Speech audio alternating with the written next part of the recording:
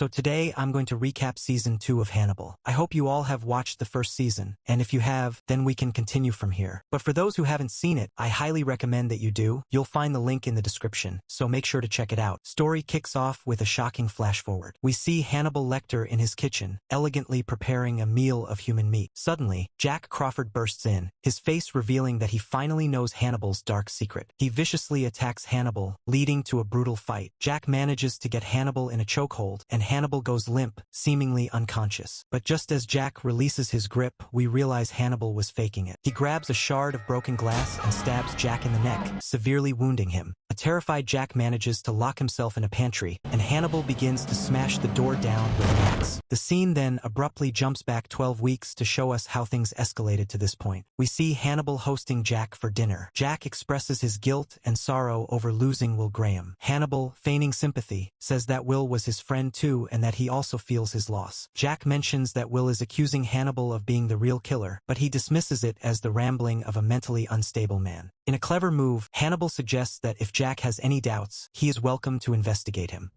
You're my patient now, Will. I'm not talking to you, Frederick.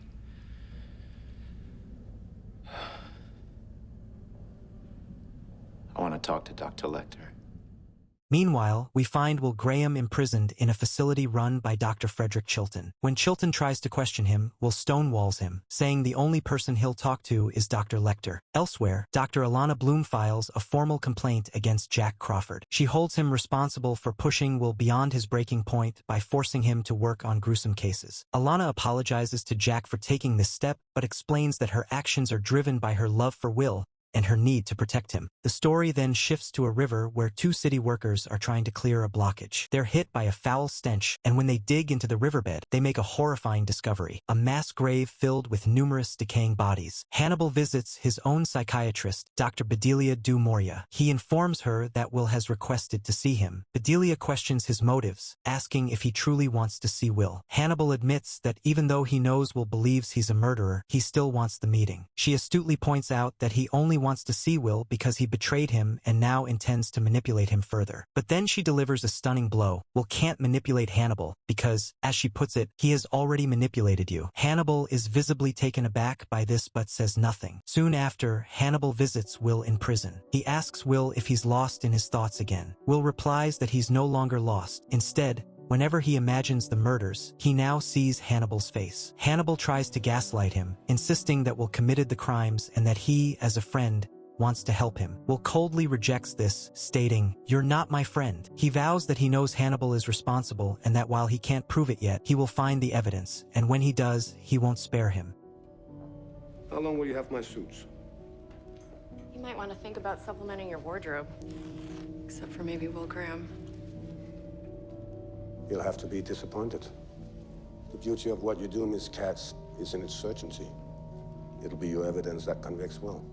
The forensics team, led by Beverly Katz, investigates Hannibal but finds no incriminating evidence. Beverly tells Hannibal that she's sorry for Will and doesn't believe he's capable of murder. The FBI calls Hannibal to the river crime scene to inspect the bodies. Hannibal observes that the bodies were coated in silicone and suggests the killer is creating a collection of human models. He theorizes that the killer dumped these bodies in the river because he considered them imperfect for his project. Later, Hannibal gives Dr. du Maurier a signed agreement, allowing her to break their doctor-patient confidentiality if Jack Crawford questions her. When she asks why he'd do this, Hannibal reveals that the FBI has appointed him as Will's replacement, taking him to crime scenes for investigations. She realizes he's putting her in the exact same position he put Will in, forcing her to lie for him. Alana, now caring for Will's dogs, visits him in prison. He tells her he's firing his FBI-appointed lawyers and needs a private attorney who will understand his side of the story. Alana warns him that no lawyer will take his case because all the evidence points to him. Will insists he's trying to remember exactly how Hannibal framed him so he can get his revenge. Unbeknownst to them, Dr. Chilton is listening to their entire conversation through a hidden microphone. Will asks Alana to help him recover his memories. She agrees and uses hypnosis. Under hypnosis, Will has a terrifying vision. He's at Hannibal's dining table, and across from him sits Hannibal, transformed into a demonic, horned figure. The vision is so frightening that it jolts him back to consciousness, but he refuses to tell Alana what he saw. Meanwhile, the new serial killer stalks his next victim. He approaches a man, touches his arm, and compliments his skin. Later that night, he starts the man's car and leaves it running outside his house. When the man comes out to turn it off, he notices a piece of plastic sheeting hanging from his trunk. As he goes to fix it, the killer attacks from behind and kidnaps him. The killer then injects him with a paralytic drug and begins covering his body with silicone to turn him into another model. Back at the FBI lab, investigators discover that the victims have high levels of heroin in their systems, explaining how the killer kept them docile. They also find that their limbs were stitched together. Unable to understand the killer's motive, Beverly Katz decides she needs Will's unique insight. She visits Will in prison, and he's glad to see her. She shows him the case file. After examining the victim's photos, Will deduces that the killer isn't just collecting bodies. He's creating a color palette. Later, while eating his prison dinner, Will has a sudden, horrifying flashback. He remembers a time when Hannibal drugged him, forced a tube down his throat, and pushed Abigail Hobbs' severed ear into his stomach. This is how the ear ended up being found when he later vomited. This memory solidifies his belief Hannibal is the killer, and he framed him with meticulous, almost untraceable precision. Jack, missing Will, visits his old, empty house. Alana finds him there. She apologizes again for the lawsuit, but Jack tells her she did the right thing. He promises to testify in court that he pushed Will too hard, which could give Will's defense a fighting chance. Following this, Jack visits Will in prison. Will tells him with absolute certainty that Hannibal is the Chesapeake Ripper, but he has no physical proof. Still skeptical, Jack tells Will to escape his fantasy world and leaves, unconvinced. Then the scene shifts to Hannibal waiting for Dr. Du Maurier for their session, but she never arrives. In the final scene, we see the killer's latest victim, now covered in silicone, suddenly waking up. He manages to break free and starts to run for his life. The escaped victim is running desperately through a cornfield, with the killer in hot pursuit firing a gun at it. The young man reaches the edge of a cliff with nowhere to go. He takes a leap of faith but falls, hits his head on a rock below, and dies instantly. Alana and Hannibal visit Will, who puts on a convincing performance of being confused and broken. He claims he can't distinguish between what's real and what's a delusion and asks Hannibal for his help. The moment they're gone, Will's sorrowful expression vanishes, revealing he was putting on an act to ensnare Hannibal. That evening, Dr. Du Maurier goes to Hannibal's office to confront him. She tells him she can no longer be his therapist, admitting that his words feel calculated and that she has become deeply afraid of him, seeing him as a dangerous person. As Hannibal steps closer, she recoils in fear and begs him to let her leave, promising she won't tell anyone what she suspects. Hannibal allows her to walk away unharmed. The FBI discovers the body of the man who fled. During the autopsy, Jack questions the team about what the victims have in common. Beverly Katz mentions the color palette theory. Hearing this, Hannibal cleverly remarks that it sounds like something only Will Graham could come up with. Jack immediately understands that Beverly has been secretly consulting with Will. He furiously reprimands her in his office, but then, realizing her value, he quietly authorizes her to continue working with Will, as long as no one else finds out. Smelling the body, Hannibal detects the scent of a cornfield, deducing that the killer's workshop must be located near one. Later, during a therapy session, Hannibal questions Will about his sudden desire for help. Will maintains his act of confusion, claiming he doesn't know what's real anymore. When Hannibal asks if Beverly visited him,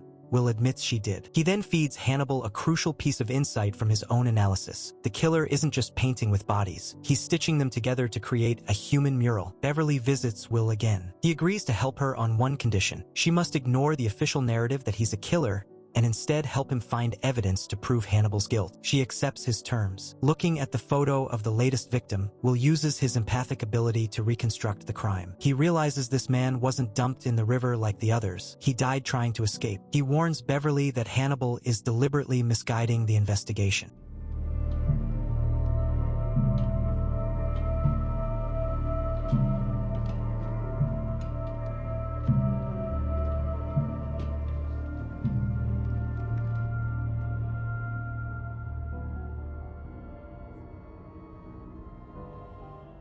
Acting on the cornfield clue, Hannibal locates the killer's lair, a large silo. Looking down from a catwalk, he sees the killer's masterpiece, a giant, grotesque eye made of dozens of human bodies stitched together. The killer himself appears.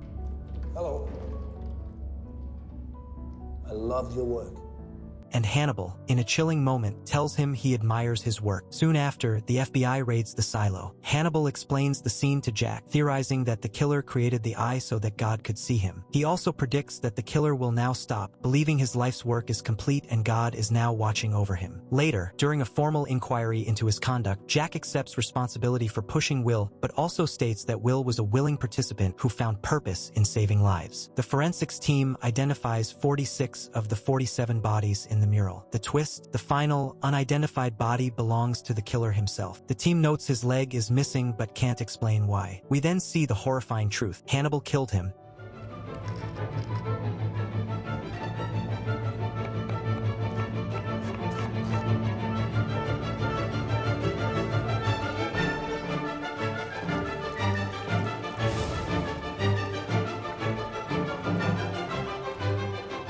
And in a final, gruesome scene, he is shown cooking and eating the killer's severed leg. Dr. Du Maurier visits Jack one last time. She warns him that she is resigning and leaving because she believes he is in danger from Hannibal, and she no longer feels safe. Her final act is to visit Will in prison. She leans in close and whispers, "I believe you." For Will, this is a powerful moment of validation, as someone finally sees the truth. Then we see Hannibal going to Dr. Du Maurier's home, likely to kill her, only to find it empty. She's already gone. On her table, she has left behind a single bottle of her perfume as a final, defiant message. Hannibal picks it up and smiles. Then we see Will Graham having a nightmare that he's being executed in an electric chair. He wakes up just in time to go to court for his own trial. In the courtroom, the prosecuting attorney presents her narrative to the judge. She argues that everything started with the death of Garrett Jacob Hobbs. She claims that after Will killed Hobbs, he began to identify with him, which unconsciously led him to commit the other murders, including the 4 girls. The last victim was Abigail Hobbs, whom he allegedly killed and cannibalized, which is why her ear was found in his stomach. The prosecutor also explains that Will's unique ability to think like a killer is what makes him so good at catching them. Outside the courtroom, Jack Crawford is waiting to testify. The head of the FBI approaches him and warns him that the Bureau's reputation is in his hands, so he must choose his words carefully. However, when Jack takes the stand, he tells the court that Will was working under his direct supervision and that he personally pushed Will to work on these draining cases because he was saving lives. The FBI head is furious, as Jack's testimony has damaged the Bureau's image. After the hearing, Will's lawyer tells him he should be grateful to Jack, whose testimony helped plant a seed of doubt about Will's guilt. Just then, a piece of mail arrives for Will. When his lawyer opens it, they find a severed human ear inside. Will is shocked, wondering who could have sent it. Meanwhile, Jack visits Hannibal Lecter. Hannibal asks why he gave such a damaging testimony. Jack confesses that he wants to resign from the FBI to escape the chaos and spend time with his wife, Bella, who is terminally ill. His plan is to take her to Italy, where they can be together before she passes. Hannibal advises against it, telling Jack that the FBI still needs him and that he shouldn't give up. Later, Hannibal and Jack are at the forensic lab. The examiners tell them the ear sent to Will was a gift from an admirer. Jack asks who would send such a thing, and Hannibal suggests that since Will insists there's another killer, perhaps this is that killer showing his admiration. Hannibal then visits Will in his cell. Will immediately asks if Hannibal sent the ear. Hannibal denies it, reminding Will that he is his friend. Will confesses that being locked up is making him think constantly, and he often feels like he really is the killer. He knows there's no concrete evidence against Hannibal, but his gut tells him Hannibal is the culprit. Hannibal dismisses this as a product of his stressed mind, reassuring him that he was never a killer, while secretly knowing that he himself is the one responsible. The next day in court, tabloid journalist Freddie Lowndes is called to testify. She claims that Abigail Hobbs always said Will wanted to be a father figure to her, and Freddie believes Will killed and ate her. During cross-examination, Will's lawyer asks Freddie how many times she's been sued for libel. She admits it's been 6 times. He then asks how many of those cases were settled out of court. She again answers 6, effectively destroying her credibility as a witness. That evening, Will's lawyer coaches Alana Bloom on her upcoming testimony, as she wants to help Will. He advises her to deliver her statement in a way that feels completely genuine and truthful. Back at the lab, forensics makes a breakthrough. The ear was cut with the same type of knife used on Abigail Hobbs's ear, a knife belonging to Will Graham. This piece of evidence was meant to be presented to prove Will's innocence, suggesting the real killer is still at large. The FBI tracks down the person whose name was on the mail sent to Will. When they breach the door of his house, they trigger a fiery booby trap. After the explosion, Jack and his team enter to find the man's dead body impaled on a set of deer antlers, with his face cut in a smile, just like a previous victim. The FBI now theorizes that Will committed this murder long ago to create a scapegoat and confuse them. The head of the FBI brings Jack before the judge and asks if he wants to change his testimony. Jack refuses. He informs them about the newly discovered body, which has been killed in the same signature style. Everyone is completely confused about what's happening. Dr. Chilton is the next to testify. He claims that Will is an intelligent psychopath who will kill again if given the chance. After court, Hannibal visits Will, bringing photos of the latest crime scene. He asks Will to analyze it. Slipping into the killer's mindset, Will deduces that the killer killer first shot the victim in the chest to stop his heart, impaled him on the antlers, and then carved his face to mimic the other murders and frame Will. Finally, the killer cut off his ear to send to Will. Will looks at Hannibal and says he must have already known all of this, so why ask? Hannibal replies that he wants Will to trust him so he can help him heal. Alana visits Will and asks if he wants to abandon his defense strategy. Will agrees it's the right move for now. His lawyer explains to Alana that there's a copycat killer out there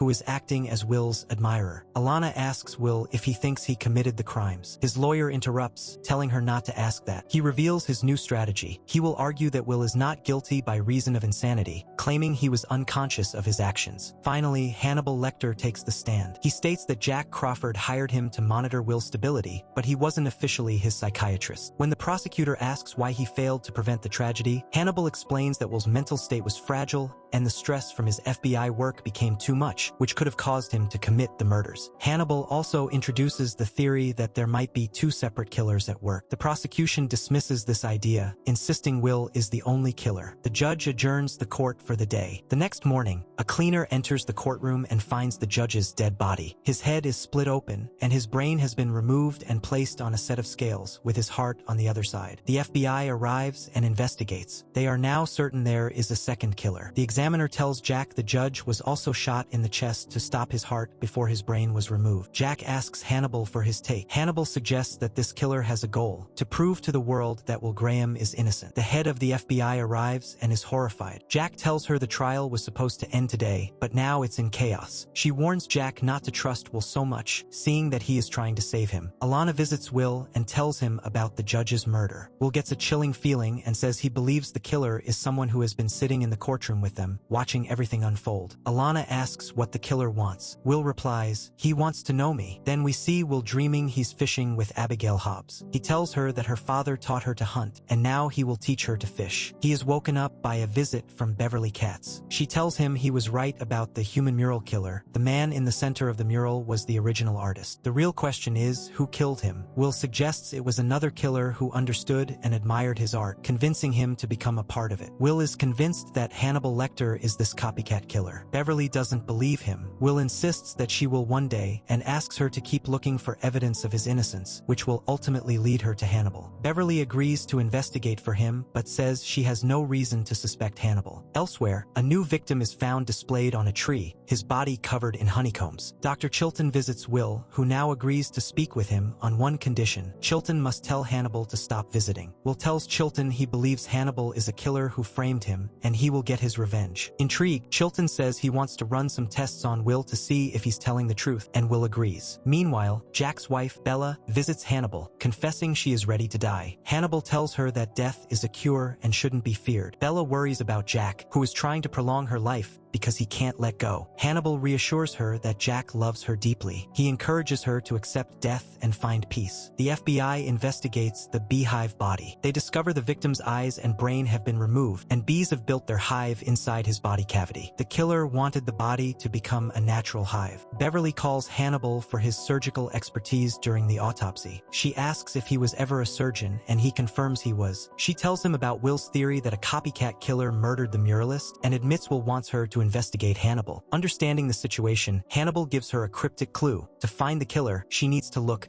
under the skin. Chilton proceeds with his test on Will, injecting him with a truth serum. Under its influence, Will's memories flood back. He sees visions of Hannibal sedating and hypnotizing him, planting thoughts in his mind to make him seem insane. He tells Chilton that Hannibal orchestrated his entire mental breakdown. Chilton realizes Will is telling the truth, but feels no sympathy for him. When Hannibal arrives for a visit, Chilton informs him that Will refuses to see him and is starting to remember how Hannibal framed him. Hannibal denies it, but Chilton says it doesn't matter, suggesting they work together on Will's case. At home, Bella takes a lethal dose of morphine to end her suffering. Jack, wanting to share her experience, tries a small amount himself. Bella begs him to let her die alone and not to follow her into death. He holds her, and they share a loving embrace. Meanwhile, the investigation into the beehive victim reveals he was a homeless man. We then see the killer, an elderly woman who practices acupuncture. She paralyzes one of her patients, who suffers from chronic pain. She lobotomizes him with a chisel and hammer, telling him he will now be free from pain. She then releases him. When the FBI finds this man, they notice that the bee sting marks on the other victim were likely meant to hide needle marks. Beverly has a revelation. She returns to the body of the mural killer, remembers Hannibal's clue, and opens up the stitches on his leg. She discovers that the killer who murdered him didn't just take his leg, he also took his kidney. Still under the drug's influence, Will has another memory flash. He remembers bringing Dr. Gideon to Hannibal's office. He recalls the conversation between Hannibal and Gideon, realizing that Hannibal gave Gideon Alana's address so he would go there and kill her. With this, Will's eyes open. He now remembers everything. The next day, Beverly tells Will that the mural killer was missing a kidney. Will states this is Hannibal's work, as he is a surgeon and the real Chesapeake Ripper. Beverly admits she told Hannibal about their deal to investigate him. Will is alarmed, telling her she's now in grave danger and must stay away from Hannibal. Beverly asks why the Ripper takes his victims' organs. Will then remembers the time Hannibal brought him breakfast, and it dawns on him that he was served human meat. He tells Beverly he's eating them. Jack and his team visit the elderly acupuncturist, as both recent victims were her patients. She calmly confesses, explaining she cured her first patient of his anxiety by killing him and lobotomized the second to free him from his pain. She sees her actions as a form of treatment. They arrest her. Bella, barely able to walk, arrives at Hannibal's home. She tells him she has taken a fatal dose of morphine and came there to die so Jack wouldn't have to find her. As a final gift, she gives him an antique coin. She thanks him for helping her see death as a cure and peacefully passes away.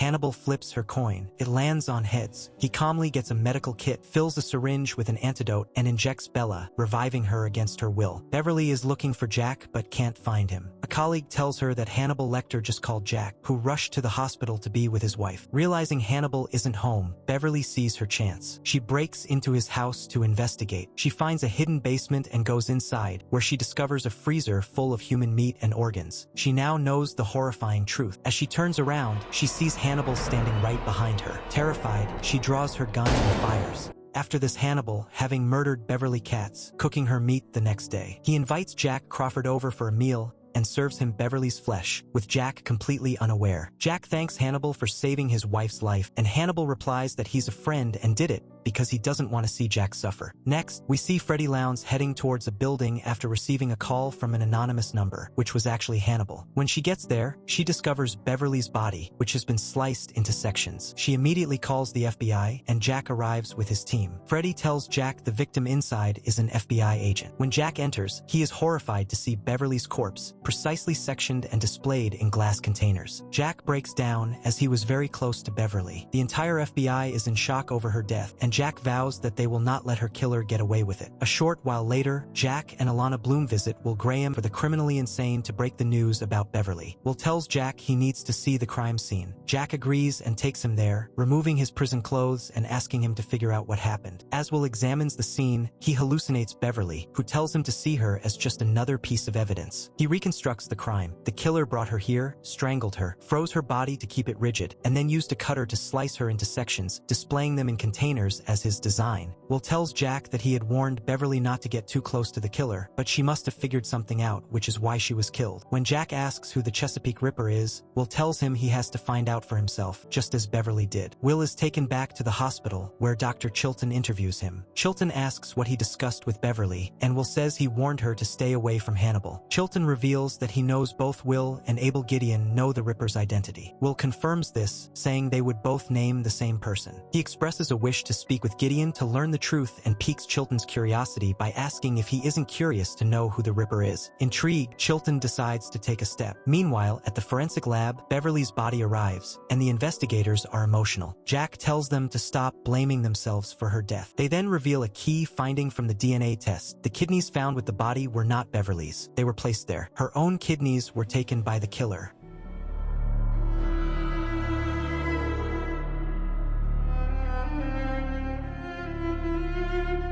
We then see Hannibal, who has made a paste from Beverly's kidneys, cooked them into a dish and is eating them. Driven by curiosity, Chilton brings Abel Gideon, who is still alive, to his facility. Gideon asks Will what he wants. Will says he knows Gideon is aware of the Ripper's identity and asks him to reveal it. Gideon is hesitant, reminding Will that he tried to kill him. Will warns him that if he stays silent, the Chesapeake Ripper might kill him too. Gideon cryptically describes the Ripper as a devil who works in secret, like smoke that no one can see. Hannibal visits Chilton and is surprised to see Gideon. Chilton lies, claiming Gideon is there to help with Will's therapy. He tells Hannibal that Will feels misled by him and no longer wants to see him. Hannibal asks for permission to speak with Gideon, which Chilton grants. Hannibal approaches Gideon, pretending they've never met. He introduces himself as Dr. Lecter, a psychiatrist. Gideon plays along, saying it's a pleasure to meet him and adding that Will has a sharp mind and will surely catch the Chesapeake Ripper. As Hannibal leaves the hospital, he runs into Freddie Lowndes, who tells him Will has asked to see her. When Freddie meets Will, he asks for a favor. He knows the killer reads her articles and wants to use her website to send a message that he wants to talk. Freddie agrees, but only in exchange for the exclusive rights to his story. Will accepts. The next day, Freddie publishes an article stating that Will Graham wants to communicate with the killer who murdered the judge and the bailiff. Hannibal reads this, knowing exactly what Will is up to. Later, an orderly approaches Will in his cell, expressing his admiration for Will's work and the artistic way he kills his victims.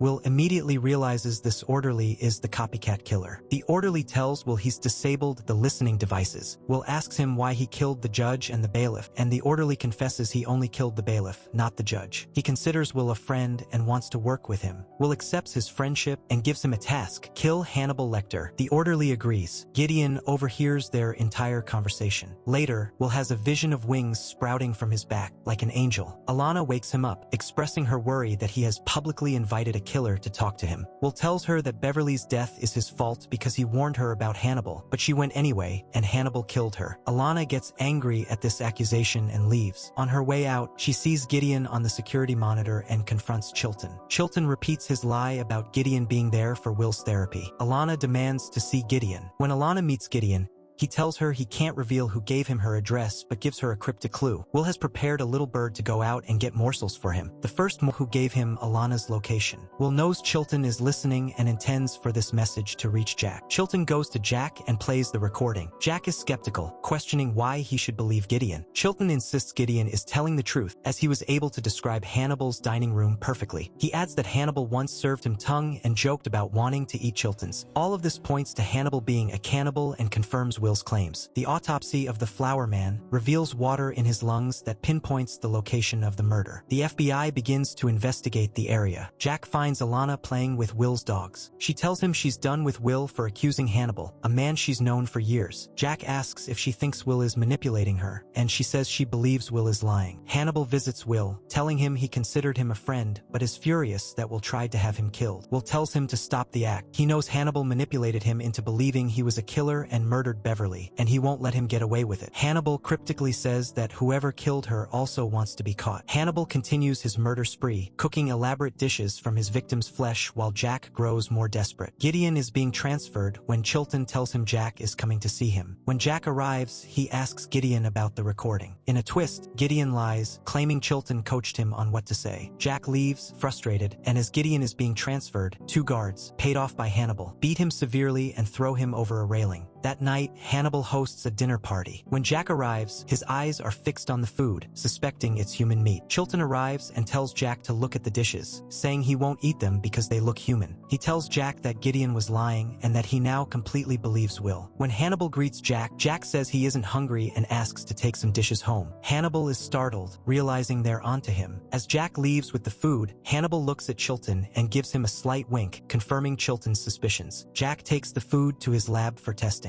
Meanwhile, Alana is with Hannibal, who is teaching her piano. She mentions that Jack is treating him like a suspect, and Hannibal blames Will. Alana says she'll never forgive Will for what he's put Hannibal through. Hannibal says Will was his only friend, and now they are both alone. They then kiss and become intimate. Later that night, while Alana is asleep, Hannibal checks to make sure she's in a deep sleep and then sneaks out. He goes to the hospital where Gideon is being treated, disguises himself as a nurse, and kidnaps him. The next morning, the FBI finds the body of a nurse at the hospital, hung up and with organs missing. They assume Gideon escaped and did it, but Jack knows that's impossible with Gideon's broken leg. The Ripper must have taken him. When Alana wakes up, she finds Hannibal beside her, having returned after completing his night's work. The doorbell rings. It's Jack, who questions Hannibal about Gideon's kidnapping. Hannibal claims he was home all night. When Jack asks if anyone can confirm his alibi, Alana emerges from the bedroom and says she can, as he was with her the entire night. Jack leaves, still suspicious. Next, we see Hannibal cooking Gideon's own leg and serving it to him, telling him it will be delicious since it was prepared in clay. Gideon understands he's about to die and forces himself to eat his own leg, remarking on how tasty it is. Back at the lab, the investigators tell Jack that the food from the party tested negative for human DNA. However, they found samples in the tree man that matched the lures found in Will's fishing box, lures made from the flesh of the original victims Will was framed for killing. This is the proof Jack needs. Will is innocent. The same killer is at work. They also find bark on the tree from a specific forest in Virginia where there is only one cabin. When Jack and his team raid the cabin, they find a woman in a cellar pit. It's Miriam Lass, alive, but with one arm missing. The episode ends with Hannibal calmly playing his piano, as everything has gone according to his plan. The 7th episode begins with the FBI team having successfully rescued Miriam Lass. However, when they examine her, they find no forensic evidence at all. A short while later, Jack Crawford visits Miriam to apologize, as he feels responsible for her situation. Miriam tells him not to blame himself, insisting that it was all her own fault. Jack then asks the crucial question, does she remember who the Chesapeake Ripper is? Miriam tells him she remembers nothing. She explains that the Ripper was performing therapies on her, and all she can recall is a bright light. Besides that, her memory is a blank. Jack is stunned by this, wondering how they will ever catch the Ripper now. Believing the Ripper is Hannibal Lecter, Jack arranges for Hannibal to be brought in for Miriam to identify. With Miriam on the other side of a one-way mirror, Alana Bloom begins to question Hannibal. Hannibal asks if he's been brought here for Miriam to see him, and Alana confirms it. Hearing this, Hannibal walks right up to the glass and tells her to get a good look. As Miriam sees his face up close, she tells Jack, it's not him. That's not the Ripper. Meanwhile, Dr. Chilton visits Will Graham, who has just been released from the Baltimore State Hospital for the criminally insane. All charges against Will have been dropped now that the FBI knows the real Chesapeake Ripper is still at large. As Will is leaving,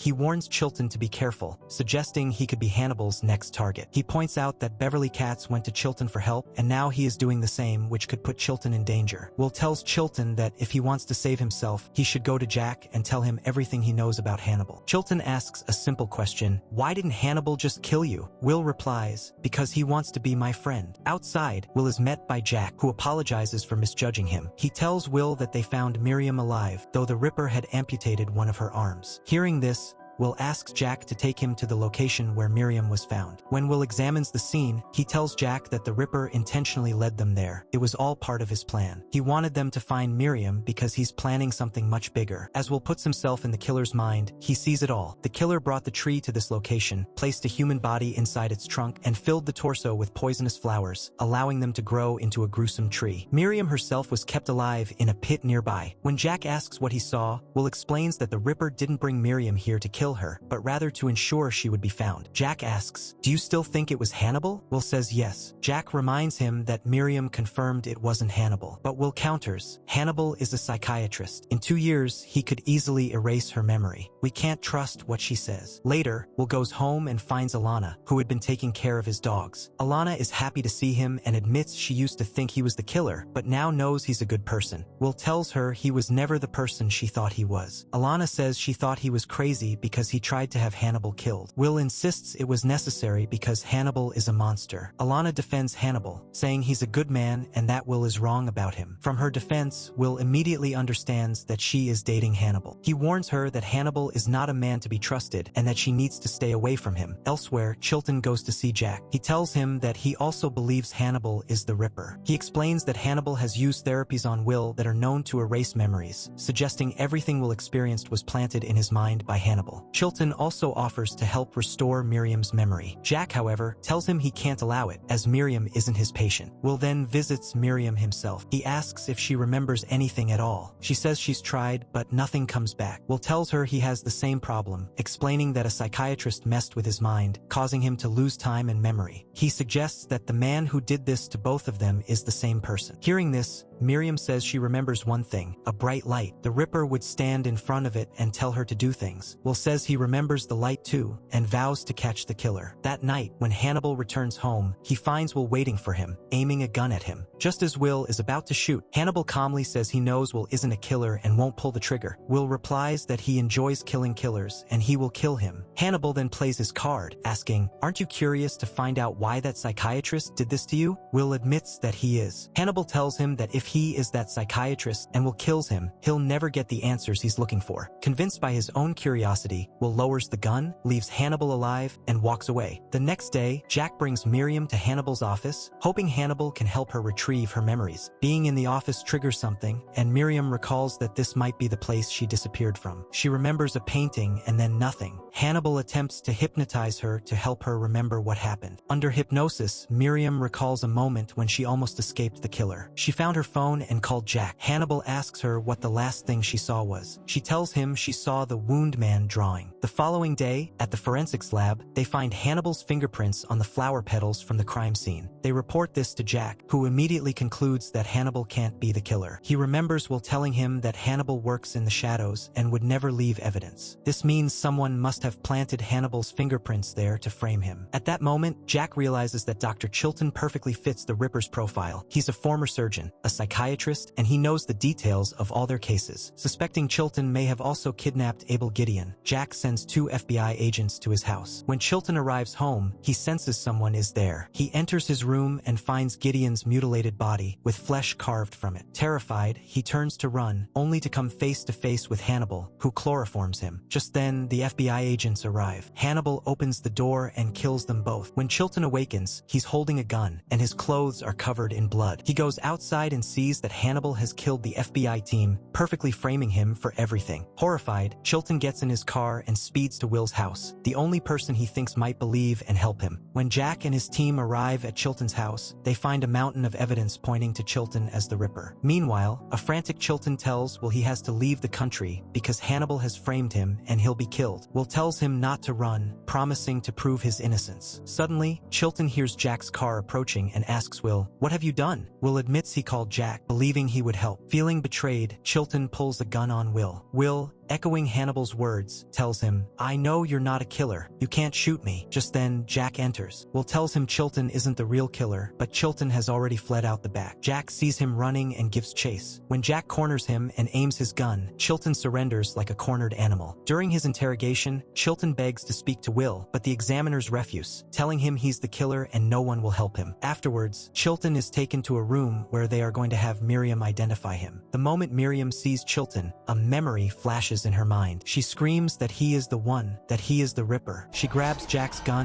and shoots Chilton multiple times, killing him on the spot. As the narrator explains, everything went exactly according to Hannibal's plan. He framed Chilton for everything and closed the chapter on the Chesapeake Ripper. The next day, Will goes to see Hannibal and tells him he wants to continue his therapy. Hannibal asks, "Are you still my friend?" Will coldly replies, "I'm just your patient." Then we see Will and Jack ice fishing. Will tells Jack about a local fish that gets caught even though it isn't hungry. Jack asks how that's possible, and Will explains that they're caught using live baits. The excitement of the live bait makes the fish make a fatal mistake. It gets hooked and then it's caught. Will is indirectly talking about Hannibal, comparing him to a fish that he plans to bait and catch. Jack agrees to help him, determined to finally catch their fish.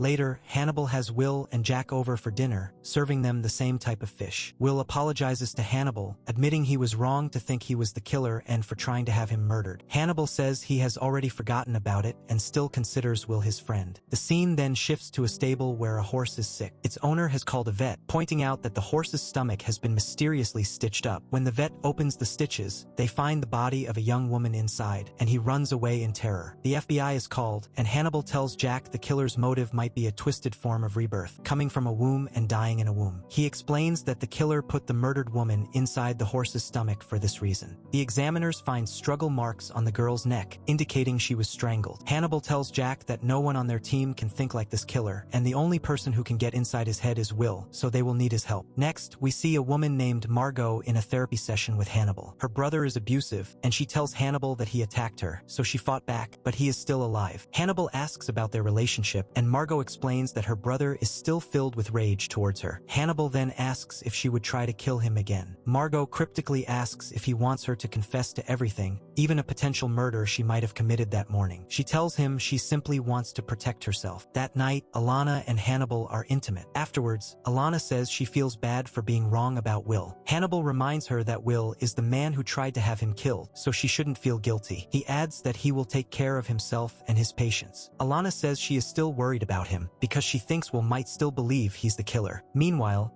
during the post-mortem on the girl from the horse, they learn her name was Sarah, and she had been reported missing. When they look inside her mouth, they find soil. They are all shocked, but when an officer touches her chest, he realizes her heart is beating. Jack touches her as well and feels movement inside. They cut her chest open, and a live starling bird bursts out. Jack sends Will to the stable to investigate. Using his empathy, Will reconstructs the killer's actions. He understands that the killer approached the sick horse, wanting to use it. He then brought the dead girl's body and told her he was giving her a new life. Jack asks Will what he saw, and Will explains that the killer was creating a coffin birth for the bird. He placed a bird's egg inside the dead woman, then put her body inside the horse so the bird could be born. This tells him the killer has medical knowledge of animals, which is how he succeeded. Following this, Will and Jack visit the owner of a nearby pet shop. They tell him they are from the FBI and want to ask him some questions. They show him a photo of Sarah, and his shocked reaction gives him away, though he lies and says he doesn't know her. Will tells him a bird was found inside the girl's body. The man immediately asks if it was alive. When Will says yes, the man is overjoyed. Outside, Jack wants to arrest him, but Will says he's not the killer. He believes this man knows who is. Will later discusses the case with Hannibal, explaining the killer's desire to give the girl a new life by making the bird her heartbeat, allowing her to be reborn. Hannibal asks Will if he has been reborn. Will says that last time Hannibal tried to destroy him, but he won't let it happen again. He tells Hannibal to stop pretending and lying, because he knows something is wrong with him and he will find out what. Hannibal asks if Will try to kill him again. Will says he doesn't want to kill him anymore. Now, he finds him interesting. That night, the FBI finds a field full of graves of more of the killer's victims. Will tells Jack it's the work of the same killer. Jack says that if the pet shop owner knows who the killer is, they need to convince him to talk. Meanwhile, Margot tells Hannibal that her brother assaulted her again, and her family forgave him because he's their biological son, while she is adopted. They think she is weird and don't love her. Hannibal tells her it's normal to be weird and that he is much weirder than her. He suggests that if she thinks her brother will hurt her again, she can kill him herself or find someone to kill him for her. Will brings the starling to the pet shop owner and says the bird is safe. He tells the man he can keep the bird, explaining that it is Sarah reborn and that he knows the man can identify the killer. Crying, the man tells them who the killer is. The FBI brings the killer in for investigation, and Alana questions him. The killer answers calmly, but they know he's lying. When Alana touches his hand, he flinches, and a look of anger flashes across his face, revealing his hatred for women. They now know he is the killer, but with no hard evidence, they have to let him go. That night, the pet shop owner returns to his shop to find all his animals missing. He runs to the stable and finds the dead body of the horse from the crime scene. The real killer, his friend,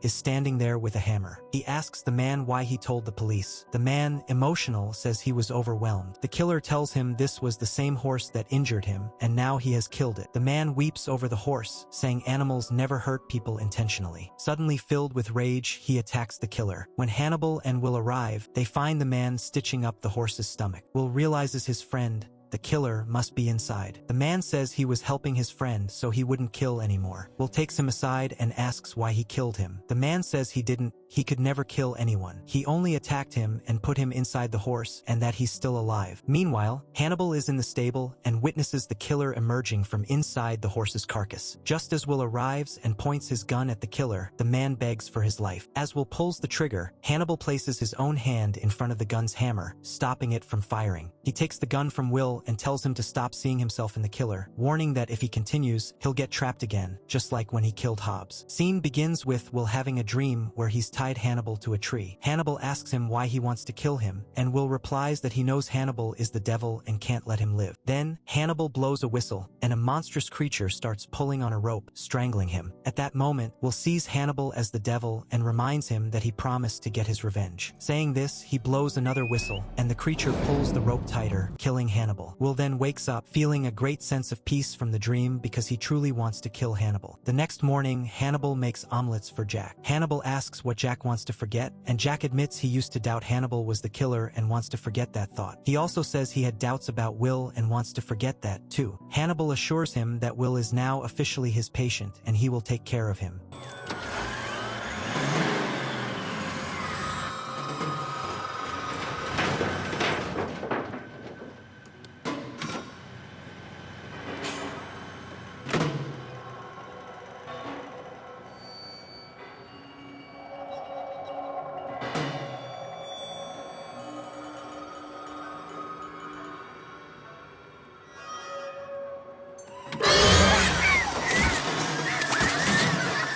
Then we see a new murder. A truck driver is at a gas station getting his truck when a strange creature appears on the roof. Hearing a noise, he gets scared and goes outside with a light to see who is there. When he looks up at the truck, the creature pulls him up and tears him apart, killing him. The next morning, Will goes to see Hannibal, who asks him what he regrets. Will says he regrets not killing the muralist when he had the chance because he believes it would have brought him the same sense of peace as when he killed Hobbs. Hannibal tells him he has now adapted and that he will help him evolve until he becomes. He tells Will to close his eyes and imagine he killed the muralist. Will does this and feels a great sense of peace. He then tells Hannibal he has also thought about killing him and that it will feel very good when he does. When Hannibal asks what he gets from killing murderers, Will says, "I feel powerful." Hannibal's plan to corrupt Will is working, and Will, knowing this, is slowly joining him. As Will leaves, he runs into Margot, who is there to see Hannibal. She tells Will she knows who he is, and he replies that everyone knows who he is, but he wasn't a criminal. Inside, Margot asks Hannibal what he prescribed for Will Graham, noting that Will was very supportive when she talked about murdering her brother, even telling her she should have killed him. She asks what kind of psychiatrist allows his patients to commit murder. Hannibal simply replies that she knows very well what kind of psychiatrist he is. Meanwhile, the FBI is at the crime scene, baffled. The agents tell Jack it must have been a wolf or a bear, but no meat was eaten. Hannibal suggests that maybe someone trained an animal to commit murder for them. Hearing this, Will tells Jack that, if that's the case, the killer will hunt again. Afterward, Will takes the case file to Peter, who has an expert knowledge of animals. Peter looks at the photos and says the murder was done by both a bear and a wolf. When Will asks if a bear and wolf can hunt together, Peter says it depends on how the trainer teaches his animals. He also says that animals and humans are the same,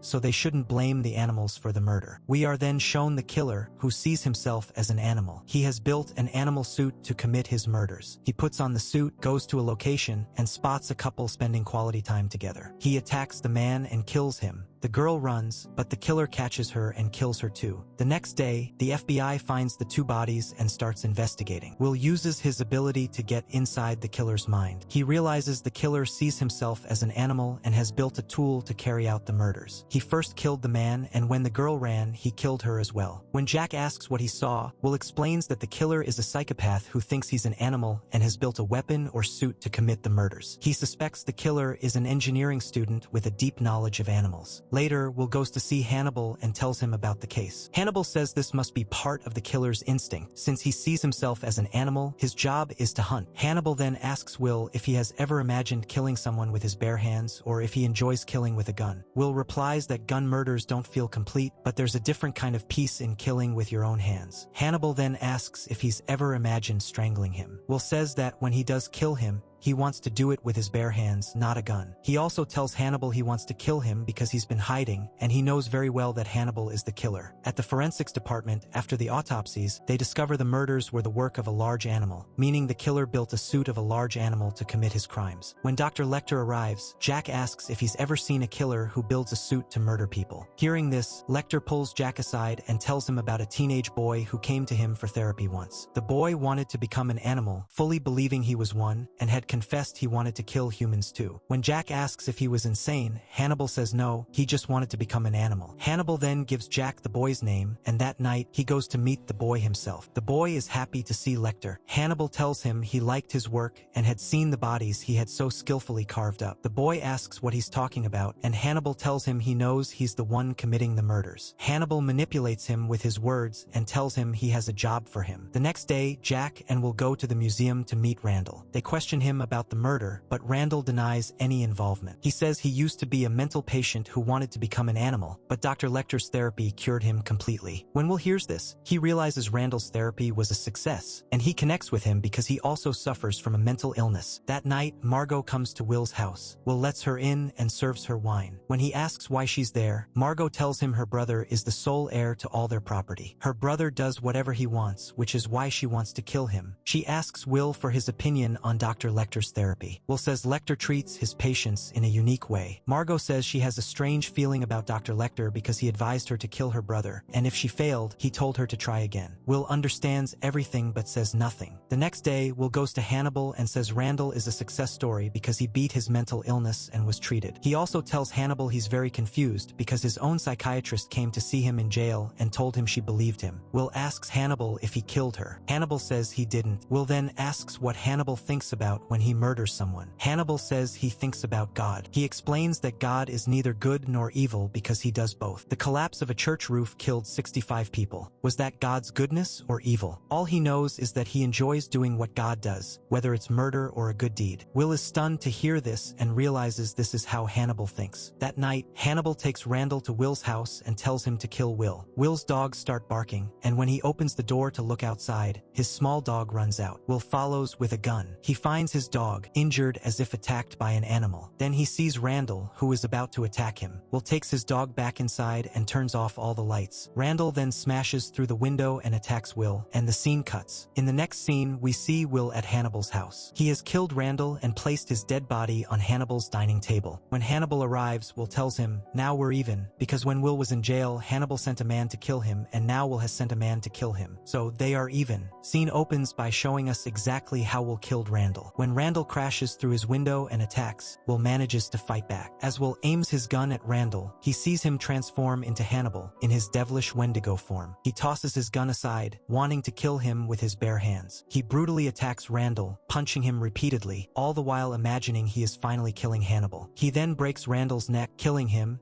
and finds immense satisfaction in the act. Later, Hannibal asks Will if he killed Randall with his bare hands. Will confirms it, adding that he enjoyed it. Hannibal tends to Will's bruised hands and tells him that Will must now support him. Will agrees, saying he has no other choice. Hannibal then asks if Will was fantasizing about killing him during the act, and Will admits that yes, he was, and it felt incredible. Hannibal tells Will that by killing Randall, he has indebted him, and asks how he plans to repay that debt. To repay this debt, Will butchers Randall's body and stages it inside a cave bear skeleton at the museum. The next day, when Jack arrives at the museum, he is horrified by the gruesome display. He calls in his team and asks Will to profile the scene to figure out how the killer did it. For the first time, however, the killer is not someone else, it's Will himself. In his imagination, he speaks with Randall's spirit. Randall is happy, saying he is finally an animal. Will tells him that since he wanted to become an animal, Will made him one completely. Randall says he has now reached reality and is very happy. Will then lies to Jack, explaining that the killer, whoever he is, must have known Randall. He claims the real killer murdered Randall because Randall was committing all the other murders. Hannibal agrees with Will's story, which leaves Jack looking very suspicious of both of them. Afterward,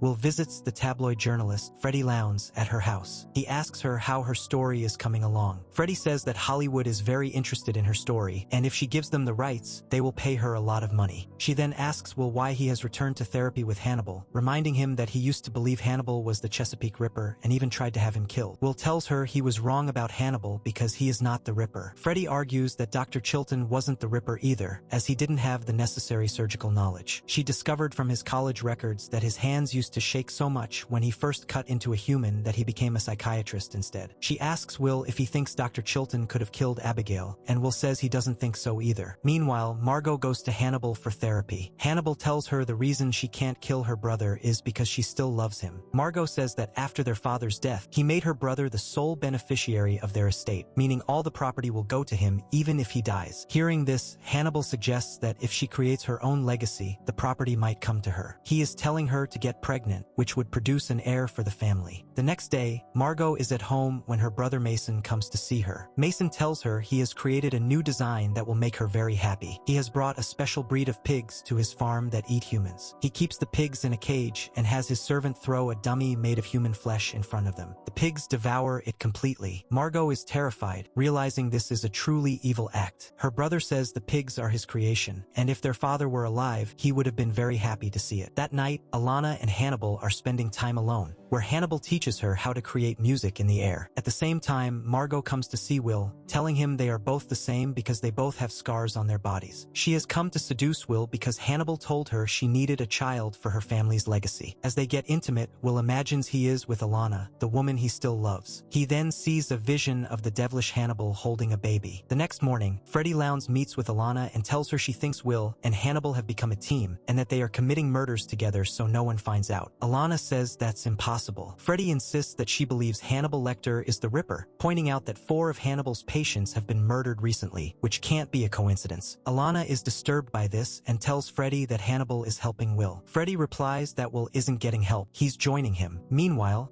Mason invites Hannibal to his farm to meet him, wanting to see his sister's therapist for himself. When Hannibal arrives, he admires Mason's pigs and praises him, saying they look like a very different breed. Mason tells him they are his own creation because these pigs eat meat. He then asks Hannibal what his sister says about him. Hannibal replies that conversations between a patient and doctor are confidential, and he cannot tell anyone. He also says that if Mason wants therapy, he can come to him as well. Mason is happy to hear this and offers him one of his pigs as a gift. That night, Hannibal cooks the meat from that same pig and serves it to Alana and Will. Alana tells them that Freddie came to see her that day and thinks they are killing people together. Hannibal tells Alana that Freddie is very wrong because she has no boundaries. She thinks anything and has strayed far from the truth. Alana says their relationship is very strange. They are a doctor and a patient, but also friends and enemies. Hearing this, Will tells Alana that they both know very well where they stand, so she should stop worrying about them. The next day, Hannibal waits at Freddie Lounds' house to kill her when she arrives. However, Freddie has gone to Will's house to investigate, but finds no one there. She then goes to his barn and breaks the lock. Inside, she finds Randall's animal suit. She takes a picture and then notices a freezer. When she opens it, she finds Randall's butchered corpse. She gets very scared, and just then, Will arrives. She points her gun at him and tells him to stay away. Will tries to calm her down, asking her to just listen to him once, but Freddie shoots at him,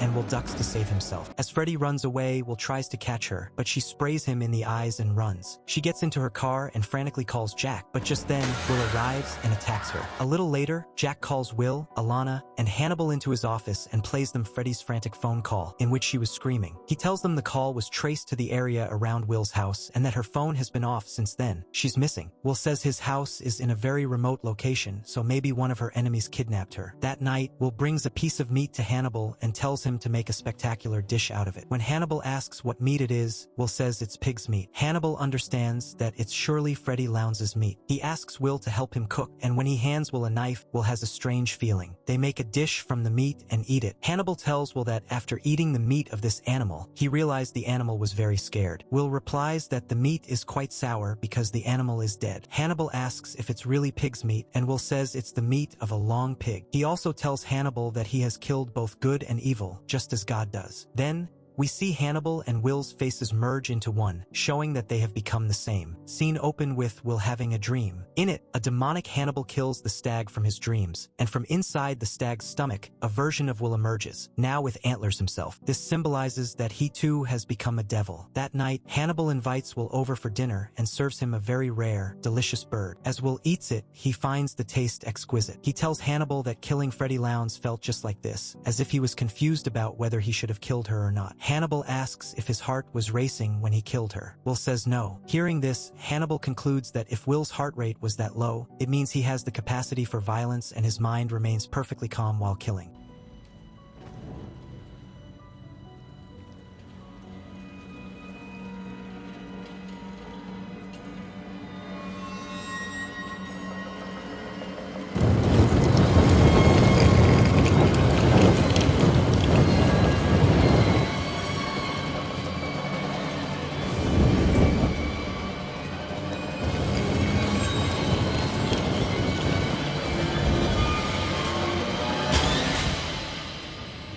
Next, we're taken to a parking lot where a guard is on duty. He sees a burning body in a wheelchair rolling toward him, which turns out to be Freddie Lounds. He calls the FBI, who begin their investigation. The forensics department confirms to Jack that the body is indeed Freddie Lounds and that she was killed 24 hours prior. The killer had cut out a muscle from her back and taken it with him. Hearing this, Jack asks Will for his thoughts. Will suggests that one of Freddie Lounds' many enemies did it. He reasons that since she burned many people's lives with her journalism, the killer took revenge by burning her. The next day, Margot and Will go to Hannibal and inform him that they are having a baby. Hannibal is stunned, as he had no idea they had been intimate. Margot tells them she didn't think Will would care so much about a child, especially since her own brother, Mason Verger, hates children. We then see Mason at his farm, where some school children are visiting. Mason is a child molester who despises children. He gives a carrot to one of the boys and tells him to feed it to a horse. He then asks the boy if he's adopted, and when the boy says yes, Mason taunts him, saying his parents don't love him, which makes the child cry. The following morning, Alana visits Will, saying she's worried about him because she thinks he's the one who killed Freddie Lounds. Will cynically replies that when he told everyone Hannibal was the killer, no one believed him, so why would they believe her if she said he was the killer? He hands Alana a gun, telling her she might need it someday because she can't trust him or Hannibal. Meanwhile, Mason is at his therapy session with Hannibal, telling him about his father. His father always carried a knife to test the depth of a pig's skin. Mason says his father made him do the same things, which is why their meatpacking company is so successful today. He declares that he is the sole owner of the company and no one can take it from him. It's at this moment that Hannibal reveals to Mason that Margot is pregnant with Will's child, meaning they could potentially take his property. Hearing this, Mason becomes agitated and starts planning to do something terrible. That evening, Will attends Freddie's funeral, where he meets Alana. She confronts him, asking why he's at the funeral of the person he killed. Will tells her that his psychiatrist suggested it would give him a sense of peace. He adds that everything he is doing is at the direction of his psychiatrist. Alana doesn't believe him, as she trusts Hannibal, and she walks away. Later, Will visits Hannibal again. Hannibal asks what kind of father he wants to be. Will says he wants to be a good father because he already lost one child, whose name was Abigail. He asks Hannibal why he killed Abigail. Hannibal replies that he had no other choice. Hearing this, Will starts to cry, and Hannibal apologizes for killing her. That night, the FBI finds another burned body and begins investigating. The examiners tell Jack that whoever killed Freddie Lounds also killed this person, as the body was burned in the exact same pattern. Alana tells Jack there must be a connection between Randall and Freddie Lounds, and that Randall's killer must also be Freddie's. Will argues that Freddie had many enemies, so it wasn't necessarily the same killer. The next morning, Mason visits his sister, Margot, and tells her he knows about the baby in her womb. He says she wants the baby so her child can inherit a share of his money. Margot insists she just wants a descendant for their family line. Mason retorts that he wants his own child to be the owner of everything, not her child. Will goes to see Hannibal and asks him why he tells so many lies and how many more he plans to tell. Hannibal responds that a killer should only lie as much as is necessary. Will then asks him which god he prays to, and Hannibal says he doesn't pray to any god. Just then, we see a vision of a large devil sitting in the room with them, implying Hannibal worships the devil himself. The next day, Mason Verger returns for another session with Hannibal and talks about how bad he felt when his father used to kill the pigs. Hannibal says that if you think about the pig's happiness, you can't eat it. He then asks Mason what he plans to do about Margot. Mason says that Margot wants him to kill her, but he absolutely can't do that. Hannibal then instigates him,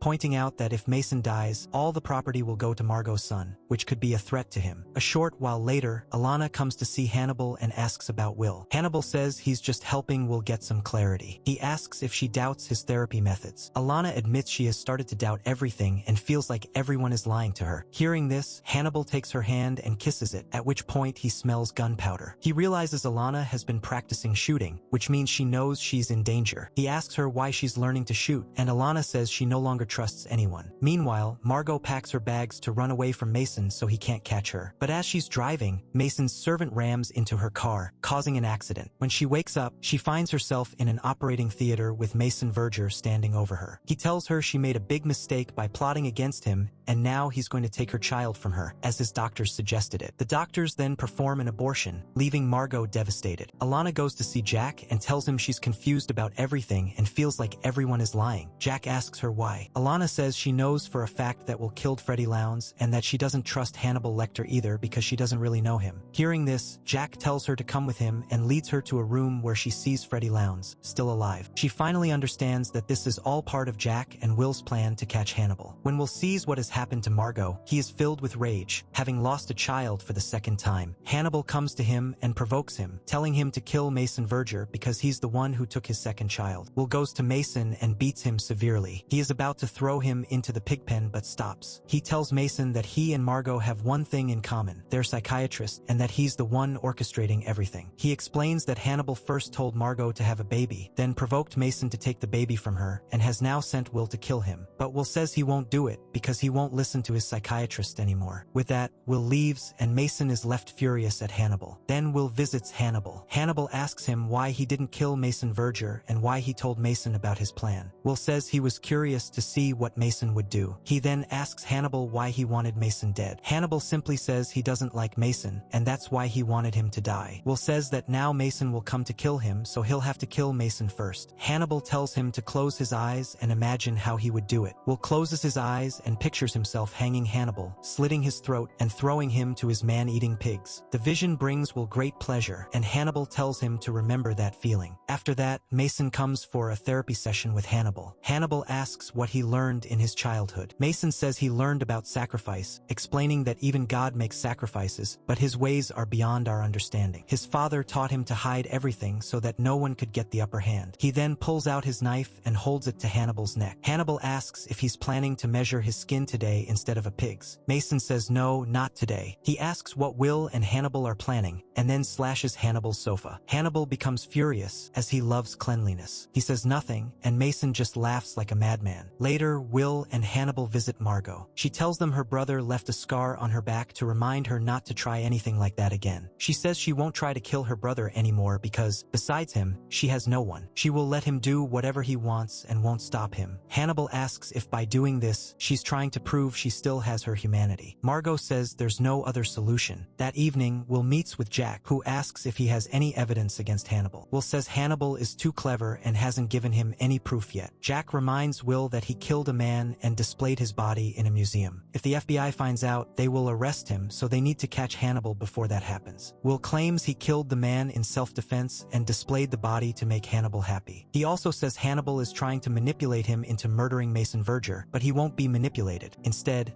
he will manipulate Hannibal. After this, Jack and Will bring in Hannibal's psychiatrist for questioning. Will asks her why she left Hannibal. She tells him she thinks Hannibal is a very dangerous man. Will then asks why she came to him in jail and told him she believed him. She explains she knew he wasn't a killer because the way Hannibal described him made her suspect that Hannibal himself was manipulating him. Will asks about the attack on her, and she says she believes Hannibal arranged it, and when she had no other choice, she killed her own patient. Will points out that if that's true, she committed murder. The woman replies that she killed him in self-defense. She also warns Will that if he thinks he can manipulate Hannibal, he's completely wrong. Because if that's the case, it's not him manipulating Hannibal, but Hannibal allowing himself to be manipulated by him. That night, Will goes to see Hannibal. Hannibal tells him that he is now fully awake and understands who he truly is. He says they both have an opportunity to leave this place. Will asks why he would leave with him. He was close to Abigail, and Hannibal took her from him. He was happy about having a child, and Hannibal took that from him too. He turned Alana and Jack against him. In short, Hannibal takes away everyone he loves. Hearing this, Hannibal says he has only given Will's perspective a place in his own mind. He thinks and acts just like Will, but he does it all for Will's own good. Will replies that Hannibal is just as lonely as he is and wants him to be his friend, which is probably why he's doing all of this. Meanwhile, Jack is interviewing Hannibal's psychiatrist. She tells him he can't protect Will Graham because Hannibal thinks Will is a killer, but the truth is, Hannibal already knows everything. If Jack thinks Hannibal is in the dark, he's mistaken, because Hannibal is always one step ahead. This frightens Jack, who becomes worried for Will. Later, Jack goes to Hannibal's house for dinner. Hannibal has prepared a special dish. He asks Jack if he still has doubts about Will. Jack replies that Alana has doubts about both of them. She thinks Will killed Freddie Lounds and wants Jack to believe it too. Hannibal advises him to leave everything to God. Jack says he feels like everyone is lying. Hannibal jokes that whoever is lying, he will eat them. The next morning, Mason comes to meet Will with a plan in mind. When Hannibal is in his office drawing, Mason sends his men in. Seeing them, Hannibal attacks, slashing one man with with a knife. However, he is caught by the other man who knocks him unconscious. When Hannibal wakes up, he finds himself tied up and hanging. He asks the man if the person he killed is still alive. The man gets furious because the person who died was his brother. Just then, Mason and Will arrive, and Hannibal is shocked to see them together. Mason tells Hannibal he thought they would kill each other, but since they both know Hannibal is manipulating them, they're gonna kill him instead. They plan to first slit his throat, let the blood drain, and then feed him to his own pigs. Mason hands Will a knife and tells him to cut Hannibal's throat. As Will approaches Hannibal to cut his throat, he instead cuts the rope, freeing Hannibal. Hannibal is free and attacks everyone. One of the men hits Will on the head, knocking him out. When Will wakes up, he finds blood everywhere. Hannibal has killed everyone and escaped. It turns out Hannibal took Mason with him and gave him a hallucinogenic drug. The drug makes Mason go completely mad and obey Hannibal's every command. He asks Hannibal what he gave him, and Hannibal just tells him to listen to his voice. That night, Will returns home to find Mason there, cutting off pieces of his own face and feeding them to Will's dogs. Hannibal arrives, and Will asks him what he has done. Hannibal explains that he gave Mason an opportunity,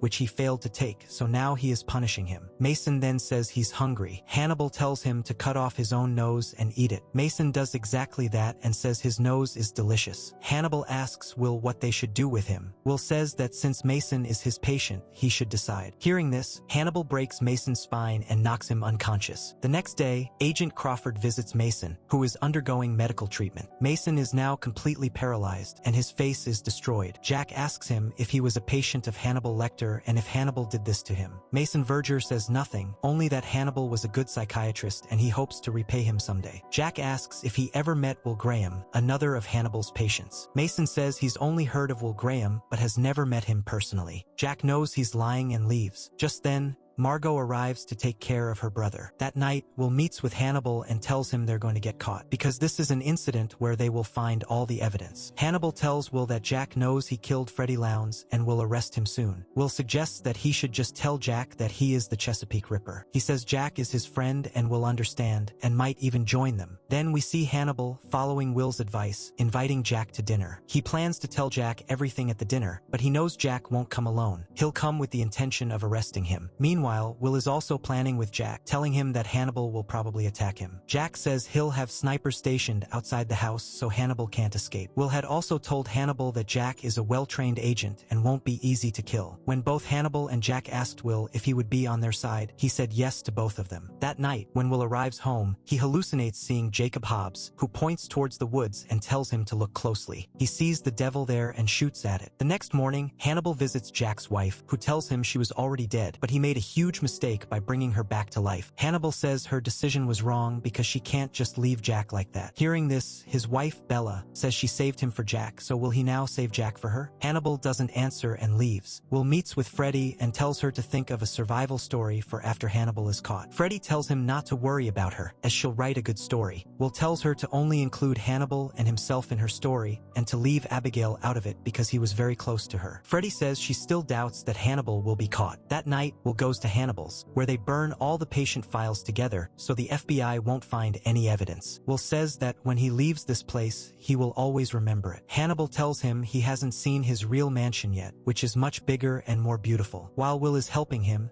Hannibal smells a scent on his shirt, the same scent as Freddie Lowndes' hair. He immediately realizes that Freddie Lowndes is still alive and that Will is betraying him. The next morning, Alana meets with Will and tells him she's completely lost. She feels like Hannibal has poisoned her and she can't think straight. Will tells her they've set a trap to catch Hannibal, and they will catch him. That night, Will goes to Hannibal's for one last dinner. He asks Hannibal if he's going to kill Jack. Hannibal says that if Will doesn't want him to, then why don't the two of them just leave together? Will is surprised that this idea suddenly occurred to him. Hannibal asks if Jack will forgive him. Will replies that Jack wants justice. He wants to know who Hannibal really is. He just wants the truth, and if Hannibal tells him the truth, he will kill him. Meanwhile, Jack goes to the FBI head, who scolds him for orchestrating a murder with Will Graham. She says they can't pass it off as self-defense because Will dismembered the body and displayed it in a museum. Jack insists this is their last chance to catch Hannibal, but the woman doesn't listen and tells him he's suspended. Jack leaves his badge and pistol and goes to sit sit with his wife. Alana goes to the FBI head and asks why she suspended Jack. The woman tells her they are making foolish plans and have even killed a man in the process. Alana argues that Randall was the killer they were after. The woman says all she knows is that Will killed him, and she will file charges against both Jack and Will and take them into custody. Hearing this, Alana says she knows Jack well. He will still go to Hannibal's house to get justice and try to catch him. That night, Alana calls Will and tells him an arrest warrant has been issued for him. Will then calls Hannibal and tells him the FBI knows everything. Just then, Jack arrives at Hannibal's. Hannibal tells him he's early and dinner isn't ready yet. Jack says he wants to end their friendship right there. Hearing this, Hannibal attacks him, and the two get into a brawl. Alana arrives outside Hannibal's house and hears the sounds of the fight. Inside, Hannibal pretends to be unconscious. When Jack lets go of his throat, Hannibal grabs a piece of glass and stabs him in the neck. A lot of blood gushes out, and Jack locks himself in a room. Hannibal tries to break down the door to kill Jack. Just then, Alana enters and points a gun at Hannibal. She begs him not to kill Jack. Hannibal says he is going to kill him and that she can leave if she wants, but if she shoots him, he'll kill her too. Alana doesn't listen and shoots, but the gun is empty. Hannibal tells her he removed all her bullets and chases after her to kill her. Alana locks herself in another room, where she sees Abigail, who is still alive. She is shocked to see her,